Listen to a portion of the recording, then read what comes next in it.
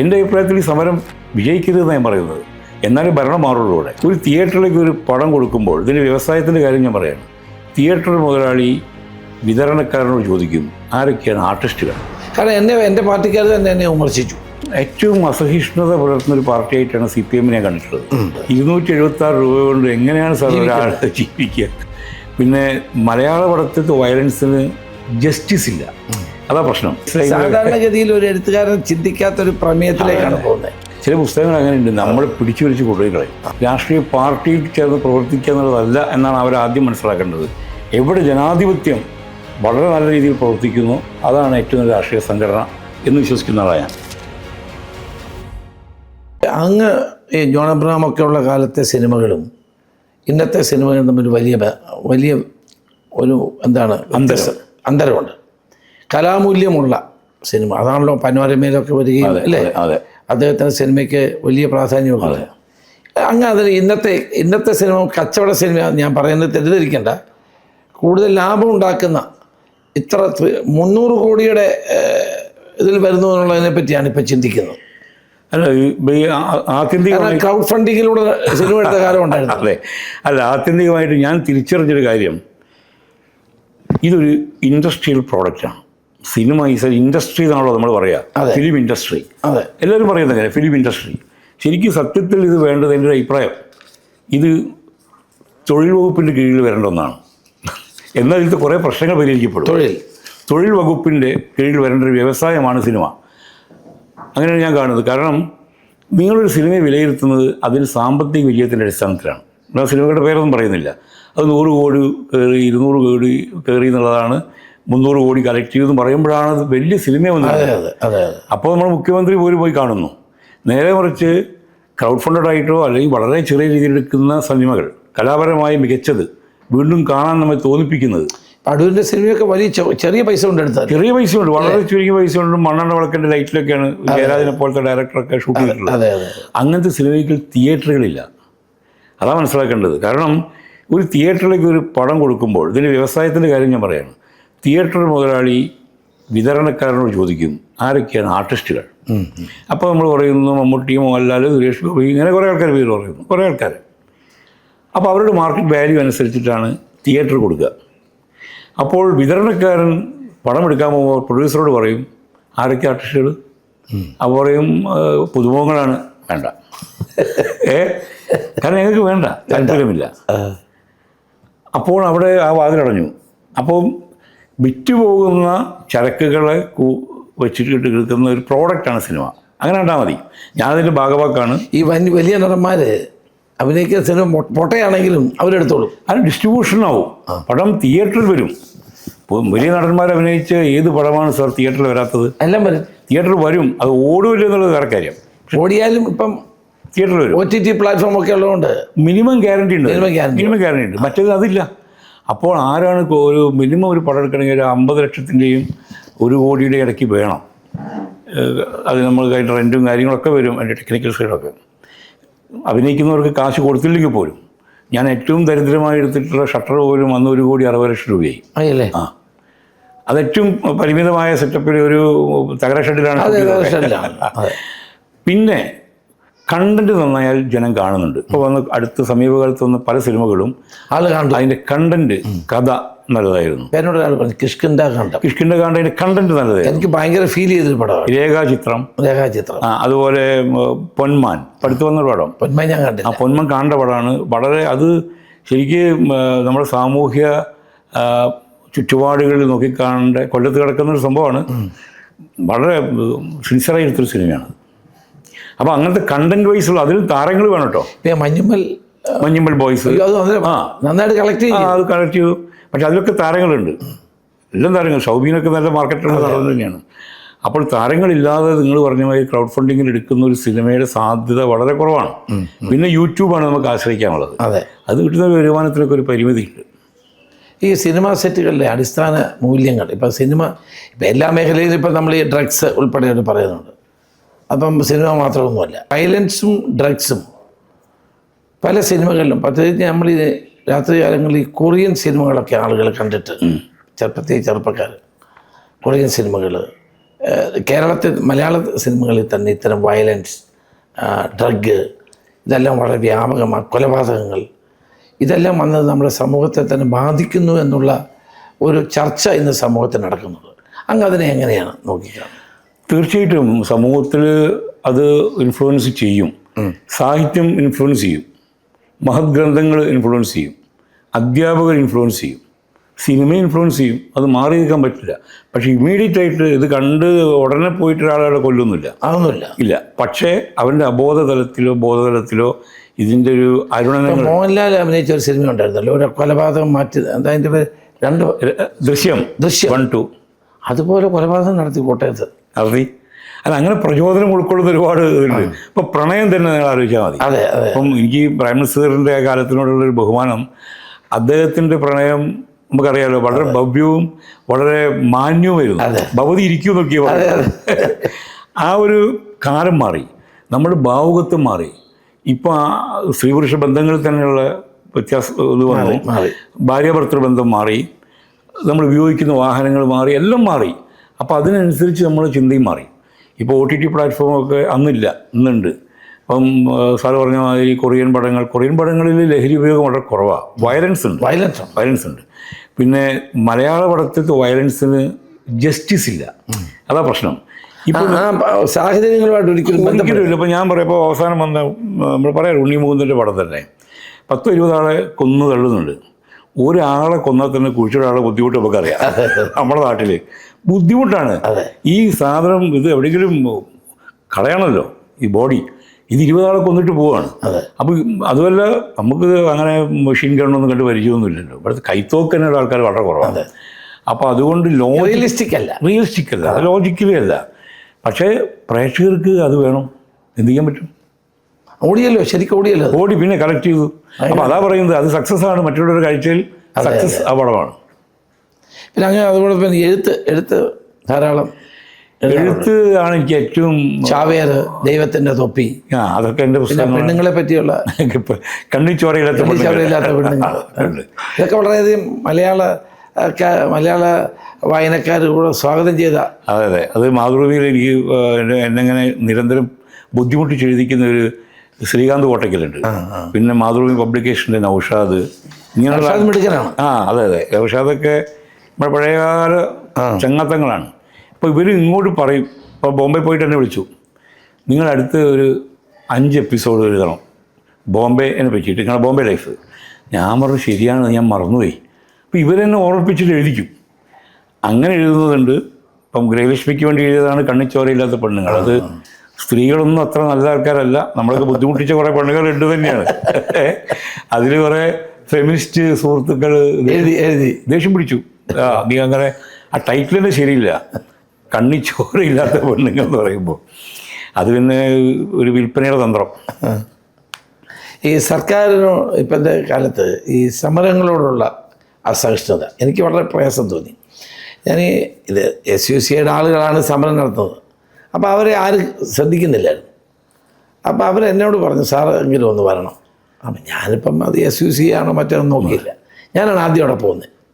ആദ്യം അവിടെ പോയപ്പം എനിക്ക് വലിയ ഫീലിംഗ് തോന്നി. കാരണം ഈ കോവിഡ് കാലത്ത് വല്ലാത്തപ്പോഴൊക്കെ നാട്ടിൽ ഈ ആശാ വർക്കർമാർ ഈ കഷ്ടപ്പെട്ട് പ്രവർത്തിക്കുക, അവർക്ക് കിട്ടുന്ന തുച്ഛമായ ശമ്പളം. അപ്പോൾ അതാണ് ഞാൻ ആദ്യം അവർ മനസ്സിലാക്കിയിട്ടാണ് ഞാൻ പോയത്. പിന്നെയാണ് എല്ലാ രാഷ്ട്രീയക്കാരും പറയുന്നത്. ആദ്യം ഞാൻ എന്നെ ഒത്തിരി പേര് കുറ്റപ്പെടുത്തി, നിങ്ങളാണ് ആദ്യം പോയി കുഴപ്പമുണ്ടാക്കിയത്. ഞാൻ പറഞ്ഞു അതല്ല, ഒരു സമരം ആര് ചെയ്താലും, അതിപ്പം ഭരണത്തിലാണെങ്കിലും പ്രതിപക്ഷത്താണെങ്കിലും ന്യായമാണെങ്കിൽ അല്ല, അത് ന്യായമാണെങ്കിൽ മാത്രമല്ല, അത് അവരുടെ ദുഃഖത്തിൽ നിന്നും പ്രയാസത്തിൽ നിന്നും യാതനകളിൽ നിന്നും ഉയർന്നു വരുന്ന സമരമാണെങ്കിൽ നമ്മൾ ആ സമരത്തെ SUC നടത്തുന്ന സമരമാണെന്ന് പറഞ്ഞ് തള്ളിക്കളയേണ്ട കാര്യമില്ല. അതാണ് ഞാൻ ആദ്യം പോകാൻ കാര്യം. പക്ഷേ ഗവൺമെൻറ് സ്വീകരിക്കുന്ന സമീപനങ്ങൾ ശരിയാണ്. അല്ല, അത് ഇതിൽ ഒരു പ്രശ്നം, SUC ഒരു കമ്മ്യൂണിസ്റ്റ് പാർട്ടിയാണ് എന്നുള്ളതാണ് ഇതിൻ്റെ പ്രധാന ഘടകം. എനിക്കങ്ങനെ തോന്നിയിട്ടുള്ളത്. കാരണം ഏറ്റവും അസഹിഷ്ണുത പുലർത്തുന്നൊരു പാർട്ടിയായിട്ടാണ് CPM കണ്ടിട്ടുള്ളത്. അതായത് അവർ നടത്തുന്നത് മാത്രം ശരി, അവരുടെ സമരങ്ങൾ മാത്രം ശരി, മറ്റുള്ളവരുടെ സമരങ്ങൾ മാത്രമല്ല അവരുടെ പ്രസ്താവനകൾ തെറ്റ്, അവരുടെ നിലപാടുകൾ തെറ്റ്, അങ്ങനെയാണ് അവരുടെ ആറ്റിറ്റ്യൂഡ്. അപ്പോൾ ഈ ആശാ വർക്കർമാരുടെ സമരം ആദ്യ ദിവസം തന്നെ അവർക്ക് തീർക്കാവുന്നതുള്ളമായിരുന്നു. അതെ അതെ 276 രൂപ കൊണ്ട് എങ്ങനെയാണ് സാർ ഒരാൾ ജീവിക്കുക? ഒരു ഊണ് കഴിക്കണേ വേണം മിനിമം 60 രൂപ. അല്ല ഇന്നിപ്പോൾ തൊഴിലാളി വീട്ടിൽ വിളിച്ചാൽ അവന് 800-1000 രൂപ കൊടുക്കണം അല്ലേ? പിന്നെ അതൊന്നും കിട്ടൂല, കിട്ടൂല. അപ്പം അങ്ങനെയുള്ളൊരു സമരം വരുമ്പോൾ അതിനെ പുച്ഛിക്കുക എന്നുള്ളതാണ്. നോക്കിയില്ലേ, അടുത്ത സ്ത്രീകളെ പുച്ഛിക്കുന്നു, പരിഹസിക്കുന്നു. ഉത്തരവാദിത്തപ്പെട്ട പാർട്ടി നേതാക്കന്മാരാണ് ഇതൊക്കെ ചെയ്യുന്നത്. ഇത് കഴിഞ്ഞ് ഈ സമരം വ്യാപകമായി. ഇപ്പോൾ പ്രതിപക്ഷം മുഴുവൻ അവരെ സപ്പോർട്ട് ചെയ്തു. സാംസ്കാരിക രംഗത്തുള്ള ആൾക്കാർ ഞങ്ങളൊക്കെ പോയി അവിടെ സമരം അവിടെ ഐക്യദാർഢ്യം പ്രഖ്യാപിക്കുകയൊക്കെ ചെയ്തു. അതിനൊരു ഭയങ്കര അസഹിഷ്ണുത ഉണ്ടാക്കി. ഈ സമരം ഒത്തുതീർത്തിട്ടില്ലെങ്കിൽ അല്ലെങ്കിൽ അനന്തമായി നീണ്ടുപോകണമെങ്കിൽ അതൊരു ദോഷം അവർക്കത് മനസ്സിലാക്കാനുള്ള ബുദ്ധി അവർക്കില്ല. കാരണം ഒരു ആശാ വർക്കർക്ക് മിനിമം 100 വീടെങ്കിലും ബന്ധമുണ്ടാവും. ഉണ്ട് തീർച്ചയായിട്ടും. എൻ്റെ അഭിപ്രായത്തിൽ ഈ സമരം വിജയിക്കരുതെന്ന് ഞാൻ പറയുന്നത്. എന്നാലും ഭരണം മാറുള്ളൂ ഇവിടെ.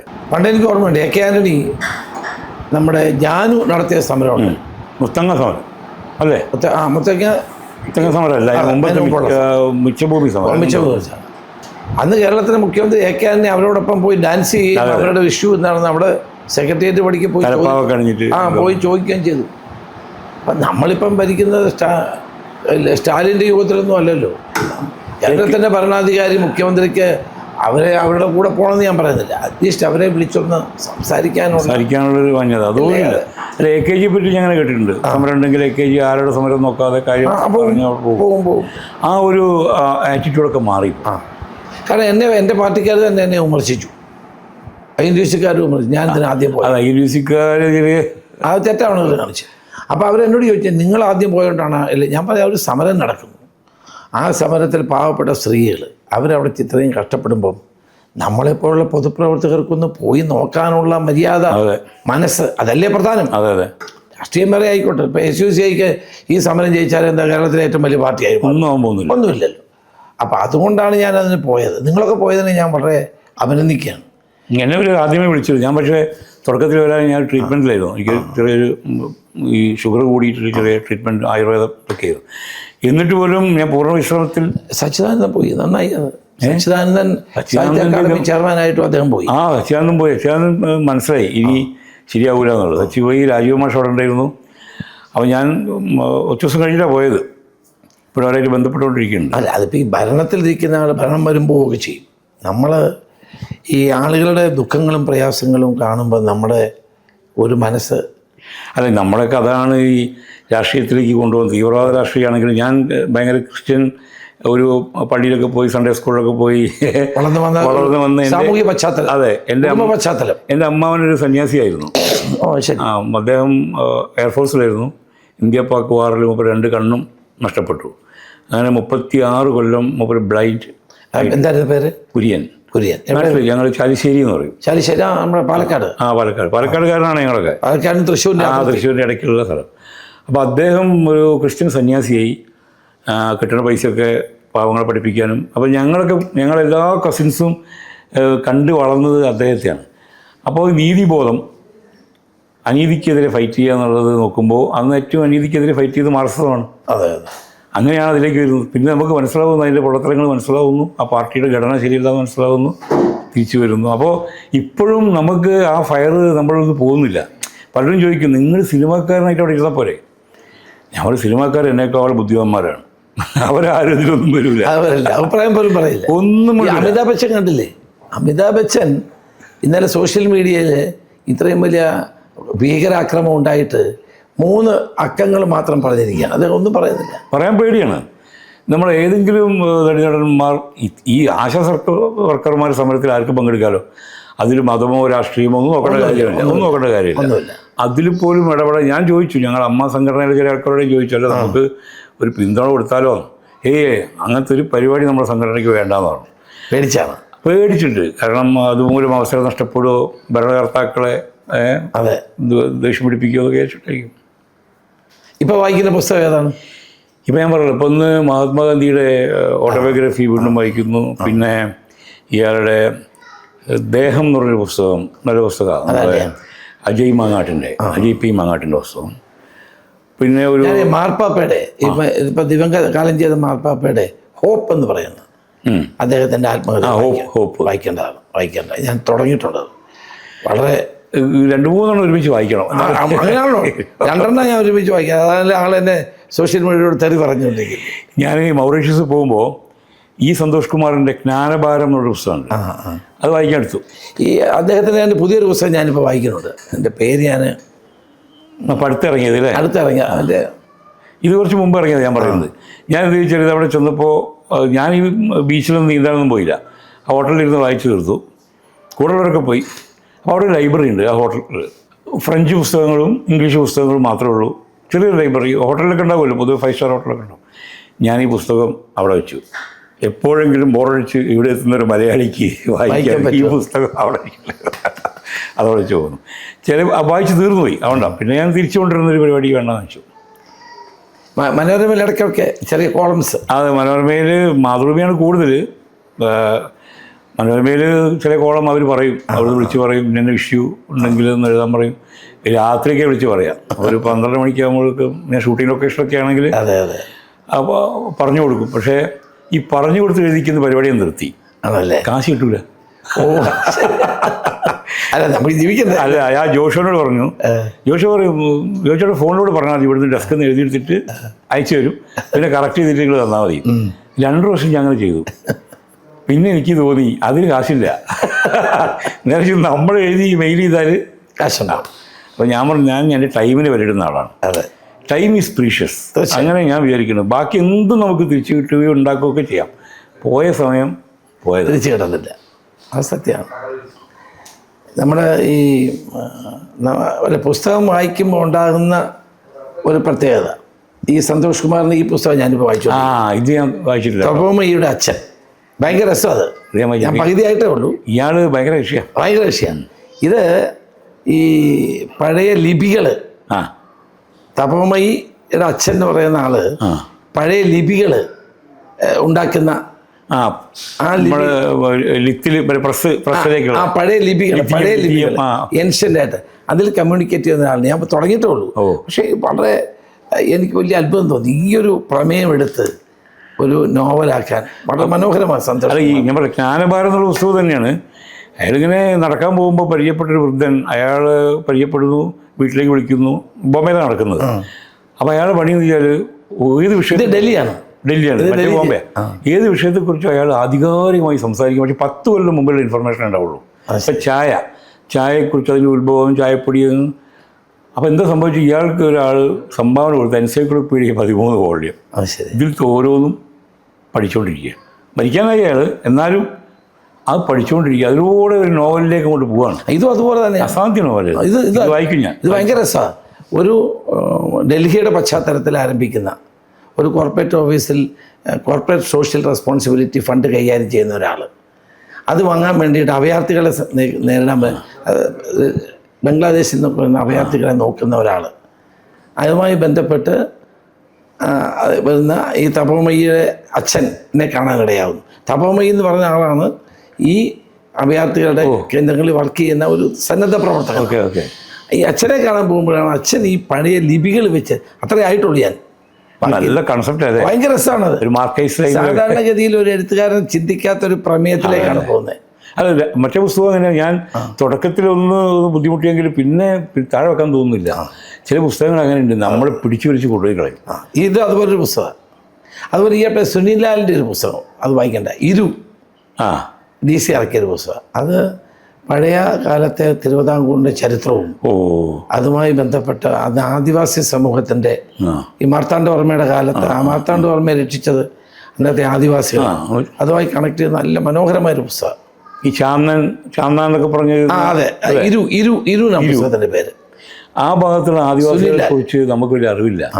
ആദിവാസി എന്ന് പറഞ്ഞാൽ നമ്മൾ വയനാട്, ഇടുക്കി, ഇതേ അറിയുള്ളൂ. ഇത് നല്ല നല്ല പുസ്തകം. അതിൽ കുറേ പുസ്തകങ്ങൾ എഴുതുന്ന ഒരാളാണ്. അതുപോലെ എനിക്ക് ഏറ്റവും ഇഷ്ടപ്പെട്ട നോവലിസ്റ്റാണ് TD രാമകൃഷ്ണൻ. പിന്നെ നമ്മുടെ ഫ്രാൻസിസ് ടിക്കോരയുടെ ഫാമിലിയുടെ കഥ കുന്നംകുളം കഥയാണ്. 14 വീടുകൾ പറയുന്നുണ്ട്. അതിലൊരു വീട് എൻ്റെതാ, പുലിക്കോട്ടിൽ. ഈ ചാത്തൻ സേവ, ചാത്തൻ ആരാധിക്കുന്ന ഇത് വലിയൊരു, പക്ഷേ ഫ്രാൻസിസ് ടിക്കോര അതിമനോഹരമായ പുസ്തകമാണ്. അതിന് സിനിമയാക്കാൻ പോകുന്നത്. സിനിമ വെച്ചാൽ അത് യൂറോപ്പൊക്കെ വരുന്നുണ്ടായില്ലേ, അവസാനമാകുമ്പോഴത്തേക്കും ടെററിസം മറ്റേ ഭ്രമയുഗം പുള്ളിയുടെ സിനിമയായിരുന്നു. അങ്ങനെ അതിനോട് പറഞ്ഞു. ഞാൻ രാമകൃഷ്ണനെ കണ്ടപ്പോൾ എന്നോട് പറഞ്ഞു, ആലോചിക്കുന്നുണ്ട് അങ്ങനെ പറഞ്ഞു. പുള്ളി തിരുവനന്തപുരത്ത് തന്നെ വീട്ടിൽ ഞാൻ വിളിക്കും, ഞങ്ങളുടെ കുറേ വർത്തമാനമൊക്കെ പറയും. ഞാൻ എല്ലാ നോവലും ആൽഫ മുതലുള്ള എല്ലാ നോവലും ഞാൻ വായിച്ചിട്ടുണ്ട്. നല്ല എഴുത്തുകാരനാണ്. ഇവിടെ റെയിൽവേ ഉദ്യോഗസ്ഥനായിരുന്നല്ലോ. അതെ, ഇയാള് തമിഴ്നാട്. ഞാൻ വിചാരിച്ചു കുന്നംകുളത്തുകാരനാണ്. അല്ലല്ല, ഞാൻ കുന്നംകുളത്ത് താമസമാക്കിയപ്പോൾ ഞാൻ കുന്നംകുളത്ത് ഇയാൾ അനിയൻ വർക്ക് ചെയ്യുന്നുണ്ട്, പോയി അവിടുത്തെ ACBയുടെ ചാർജായിട്ട്. അപ്പോൾ ഞാൻ രാമകൃഷ്ണൻ കണ്ടപ്പോൾ ചോദിച്ചു, കുന്നംകുളത്ത് എവിടെ വീട്? ഞാൻ കുന്നംകുളമല്ല, ഞാൻ ഇന്ന സ്ഥലത്താണെന്ന് പറഞ്ഞു. ഞാൻ നിങ്ങൾക്ക് ഇങ്ങനെ ഊടുവഴികളും പഴയങ്ങാടിക്ക് താഴെയങ്ങാടി ഇതൊക്കെ അറിയാം. അതൊക്കെ അവിടെ ഉണ്ടായിരുന്നപ്പം അറിഞ്ഞതാണ്. അത് ഭയങ്കരമല്ല. പുള്ളി വേറൊരു നോവൽ വായിച്ചു, നമ്മുടെ സുഗന്ധി എന്ന ആണ്ടാൾ ദേവനായിക. അത് പഴയ വേണാടിൻ്റെ ചരിത്രവും അതോടൊപ്പം തന്നെ നമ്മുടെ പ്രഭാകരൻ്റെ LTT ക്യാമ്പുകളിൽ നടക്കുന്ന മനുഷ്യത്വരഹിതമായ മനുഷ്യാവകാശങ്ങളുടെ ലംഘനത്തെപ്പറ്റി കണക്ട് ചെയ്ത് മനോഹരമായ നോവൽ സുഗന്ധി എന്ന ആണ്ടാൾ ദേവനായിക. ഞാൻ തമിഴ് അറിയാം പുള്ളിക്ക്. മദ്രാസിലാണല്ലോ ജീവിച്ചത്. അല്ല, മുപ്പര് തമിഴ് ബ്രാഹ്മണനാണോ? അങ്ങനെ കാണോ തോന്നുന്നു. അല്ല, അവിടെ താമസമായിരുന്നല്ലോ. റെയിൽവേയിൽ ജോലിയായിട്ട് തമിഴ്നാട്ടിലായിരുന്നു. ജോൺ അബ്രാമിനെ പിടിച്ചിട്ടുണ്ട് ടിക്കറ്റില്ലാതെ. ആണല്ലേ? എഴുതിയിട്ടുണ്ട്, ജോണിന് ടിക്കറ്റില്ലാതെ പിടിച്ചിറക്കിയിട്ടുണ്ട്. പിന്നെ അതിൽ എഴുതിയിട്ടുണ്ട് പടുത്ത കാലത്ത് റെയിൽവേ കഥകൾ എഴുതിയപ്പോൾ വായിച്ചാൽ. അതുപോലെ എനിക്കിഷ്ടമുള്ള ആളാണ് ജയമോഹൻ. നല്ല എഴുത്തുകാരാണ്. സിംഹാസനങ്ങൾ. അതിമനോഹരമാണ് സിംഹാസനങ്ങൾ. എല്ലാ പുസ്തകവും ഒരു IAS ഉദ്യോഗസ്ഥനെ, പട്ടികാധികാരനായ ഒരു IAS ഉദ്യോഗസ്ഥന് നേരിടേണ്ടി വന്ന ജീവിത പ്രയാസങ്ങൾ. ആ പുസ്തകത്തിൽ പ്രത്യേകത എന്താ വെച്ചാൽ അതിന് കോപ്പിറൈറ്റ് ഇല്ല. നിങ്ങൾക്ക് വേണം അച്ചടിക്കും. ഞങ്ങൾ ഒരുമിച്ചൊരു കടത്തനാട് അവിടെ അങ്ങനെയൊക്കെ എന്താണ് നമുക്കൊരു നമ്മുടെ ചെറുപ്പക്കാർക്ക് നൽകാൻ കഴിയുന്ന ഒരു സന്ദേശം? കാരണം ജീവിതത്തിൻ്റെ എല്ലാ തലങ്ങളും പ്രവർത്തിച്ച ഒരാളാണ്. പ്രവീൺ കുമാറിനെ വരെ സിനിമയിൽ അഭിനയിപ്പിച്ച ആളാണ്. അപ്പോൾ എന്താണ് what is A message you can give? അല്ല, ഇന്നത്തെ ചെറുപ്പക്കാർക്ക് എനിക്ക് തോന്നുന്നത് രാഷ്ട്രീയത്തോട് ഒരു നമുക്ക് വെച്ച ഫീൽഡ് അല്ല എന്നുള്ളൊരു തോന്നലുണ്ട്. രാഷ്ട്രീയം എന്ന് പറഞ്ഞാൽ രാഷ്ട്രീയ പാർട്ടിയിൽ ചേർന്ന് പ്രവർത്തിക്കുക എന്നുള്ളതല്ല എന്നാണ് അവർ ആദ്യം മനസ്സിലാക്കേണ്ടത്. രാഷ്ട്രത്തെ സംബന്ധിക്കുന്നതാണ് രാഷ്ട്രീയം. ഇപ്പോൾ രാഷ്ട്രത്തെക്കുറിച്ചൊരു ബോധമുണ്ടാവുക, അതാണ് ബേസിക്കായിട്ട് ചെറുപ്പക്കാർക്ക് വേണ്ടത്. അവർ വേർതിരിച്ചറിയാനുള്ള കഴിവുള്ളതുകൊണ്ട് എവിടെ ജനാധിപത്യം വളരെ നല്ല രീതിയിൽ പ്രവർത്തിക്കുന്നു അതാണ് ഏറ്റവും നല്ല രാഷ്ട്രീയ സംഘടന എന്ന് വിശ്വസിക്കുന്ന ആളാണ് ഞാൻ. അപ്പോൾ അങ്ങനെ പ്രവർത്തിക്കാൻ പറ്റിയിട്ടില്ലെങ്കിൽ പോലും നമ്മൾ ജാഗരൂകരായിരിക്കുക. ചെറുപ്പക്കാരെ വലയിട്ട് വീഴ്ത്താൻ വേണ്ടി പല മോശം പ്രവണതകൾ നമുക്ക് ചുറ്റിലുണ്ട്. അതിൽ മതമുണ്ടാവാം, ലഹരി ഉണ്ടാവാം, രാസലഹരി ഉണ്ടാവാം, മറ്റ് ലൈംഗിക ചിന്തകൾ ഉണ്ടാക്കുന്ന രീതിയിലുള്ള സിനിമകളുണ്ടാവാം, വയലൻസ് ഉണ്ടാവാം. അപ്പോൾ നമ്മൾ ഇതിൽ വിട്ടു നിന്നിട്ട് എല്ലാവരും ഗാന്ധിയാവാനൊന്നും പറ്റില്ല. പക്ഷേ ഇത് വേർതിരിച്ചറിയാനുള്ള ഒരു കഴിവ് വളർത്തിയെടുക്കണം. അത് നല്ല ആൾക്കാരായിട്ടുള്ള ബന്ധങ്ങളും ജനാധിപത്യ ബോധമുള്ള സംഘടനയിൽ ചേർന്നുള്ള പ്രവർത്തനവും വായനയും. പുസ്തക വായനയാണ് ചെറുപ്പക്കാർക്ക് ഞാൻ നിർദ്ദേശിക്കുന്ന. ഞാനും അത് തന്നെയാണ്. കാരണം നമ്മളിപ്പോൾ എത്ര സോഷ്യൽ മീഡിയ കണ്ടാലും പിന്നെ ടെലിവിഷൻ കണ്ടാലും പുസ്തകം വായിക്കുന്നൊരു ഒരു ഇൻഫർമേഷൻ നമ്മുടെ ഉള്ളിലേക്ക് വരില്ല, അതിൻ്റെ അനുഭൂതി കിട്ടില്ല. ഒരു അനുഭൂതി അതാണ്. അപ്പം അങ്ങനെ കണ്ട് ഇത്രയും നേരം സംസാരിക്കാൻ കഴിഞ്ഞത് സന്തോഷം. ഞങ്ങൾക്ക് അതിലേറെ സന്തോഷം നമ്മുടെ ചെറിയ വീട്ടിൽ വന്നതും പാതയെക്കുട്ടിയായിട്ടുള്ള പ്രണയത്തെക്കുറിച്ച് ഇതിലാണുള്ളത്. ശരി.